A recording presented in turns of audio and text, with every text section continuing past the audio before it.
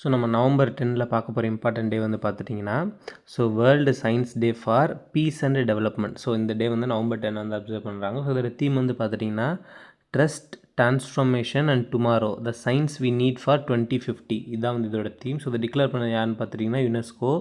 So யுனெஸ்கோனா United Nations Educational Scientific and Cultural Organization. So 2001 வந்து இந்த மாதிரி ஒரு டே வேணும்னு டிக்ளேர் பண்ணாங்க. ஸோ ஃபஸ்ட் டைம் வந்து அப்சர்வ் பண்ணது 10th நவம்பர் 2002. ஸோ 1ல் டிக்ளேர் பண்ணி 2002 வந்து அப்சர்வ் பண்ணுறாங்க. ஸோ எதுக்காக அப்படின்னு பார்த்துட்டிங்கன்னா சயின்ஸ் வந்து அதாவது பீஸ்க்காக எவ்வளோ வந்து முக்கியமான ரோல் வந்து சயின்ஸ் கொடுக்குது, அதுவும் இல்லாமல் சஸ்டைனபிள் டெவலப்மெண்ட் அதாவது நிலையான ஒரு வளர்ச்சி வந்து சயின்ஸ் வந்து எப்படி கொடுக்குது, அதோட சோஷியல் ப்ராக்ரஸ் என்ன, இதெல்லாம் வந்து மக்கள்கிட்ட கொண்டு போய் சேர்க்கணும். அதே மாதிரி சயின்ஸை வந்து எப்படிலாம் யூஸ் பண்ணலாம், ஹியூமனிட்டியோட பெனிஃபிட்ஸை வந்து அச்சீவ் பண்ணலாம் சயின்ஸை யூஸ் பண்ணி அப்படின்றத வச்சு ஒரு அவேர்னஸ் க்ரியேட் பண்ணணும் அப்படின்றக்காக இந்த மாதிரி ஒரு டே வந்து அப்சர்வ் பண்ணுறாங்க.